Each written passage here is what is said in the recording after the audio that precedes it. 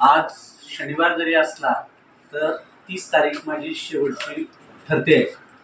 आता माझ्याबद्दल बोलत होते, मी आपलं ऐकत होतो, पण 32 ते 33 वर्ष तरी कमी आहे, परंतु शिक्षणही माझं इथं झालेलं असल्यामुळं ते दिवस त्याच्यात ॲड केल्यावर ती संख्या जी आहे ती जाते 40 वर्षावर. 4 दशकं ज्या परिसरामध्ये, ज्या मातीमध्ये आपण राहतो, तिथं दडलेल्या भावना ज्या आहेत त्या एका दिवसात तोडता येत नाही.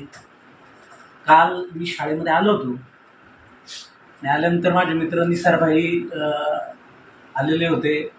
त्यांच्याबरोबर म्हणजे आमचे इतर मित्र जे आहे आयुबभाई वगैरे ते आलेले होते. त्यांच्याबरोबर सुरभीवरती नाश्ता करायला गेलो आणि नंतर जेवायची काही गरजच राहिली नाही. काल घरीच मला जे आहे ते वाटत नव्हतं. मी रात्री 8 वाजेपर्यंत गावामध्येच होतो. वेळ कसा जाईल तेवढंच फक्त पाहत होतो. नाही म्हटलं तर एक वेगळ्या प्रकारची हुरूर, भावनिकता जी आहे ती दाटून येते. मित्रांनो, एखाद्या शाळेचा विद्यार्थी म्हणून राहणं, तिथंच शिक्षक होणं, तिथंच प्राचार्य होणं, हा सन्मान जो आहे तो मला मिळाला. तो ज्यांनी ज्यांनी मिळवून दिला असेल त्यांच्याबद्दल मी ऋण व्यक्त करतो. मी ज्यांच्या पावलावर पाऊल ठेवून राजकारण शिकलो ते स्वर्गीय जिजाभाऊ विष्णू आवटी सर असतील. ज्यांनी त्या काळामध्ये राजकीय विरोधक असायचे ते स्वर्गीय रामचंद्र पाटील आवटी यांनी असं कधी मानलं नाही की आल्यानंतर माझ्या विरोधात जायला हवे. त्यांनी संधी उपलब्ध करून दिली. त्यांच्या दोघांच्याही पवित्र स्मृतीस मी विनम्र अभिवादन करतो.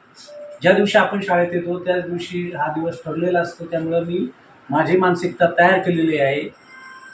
परमेश्वराला स्मरून सांगतो, मी जे ज्ञान मिळवलं असेल, मी जे जे काही वेगळे अनुभव घेतले असतील ते विद्यार्थ्यांपर्यंत प्रामाणिकपणे पोहोचवण्याचा प्रयत्न केलेला आहे. आणि म्हणूनच सार्वजनिक क्षेत्रामध्ये 30-32 वर्ष काम करत असताना सुद्धा माझ्या 200 रजा शिल्लक आहेत. मुख्याध्यापक काळामधल्या 90 रजा शिल्लक आहेत. तेवढे ठेवून मी जातोय. कुठल्याही संस्थेची एखादी शाखा खोलली जायची, चला सर, मी गेलो नाही. सर म्हणायचे, सर या लग्नाला जाऊ.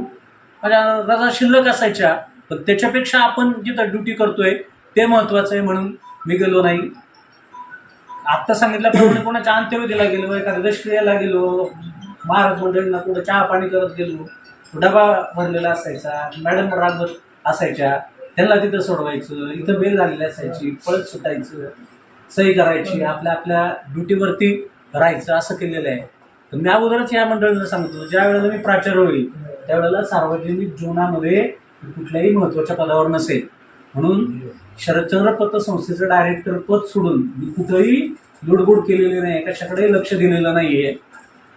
मी मॅडमला तिथं सोडवल्यानंतर 9:45 वाजता इथं यायचा आणि थेट शाळा सुटल्यानंतर तिला तर सवय झाली होती, मला इथं थांबावं लागलं तर ती पायी विचारली गेलेली असायची. मी एखाद्या कामामध्ये दंग झालो तर असंच असायचं. पवार सरांनी आठवण करून दिली ती खरे आहे. इथे येताना दुपारच्या सुट्टीमध्ये मुलं काही सांगायला आलेले असायची, पालक पुणे आलेले असायचे. बऱ्याच वेळेला तो डबा तसाच असायचा. काहीतरी वेगळं वाटतंय म्हटल्यानंतर मग लक्षात यायचं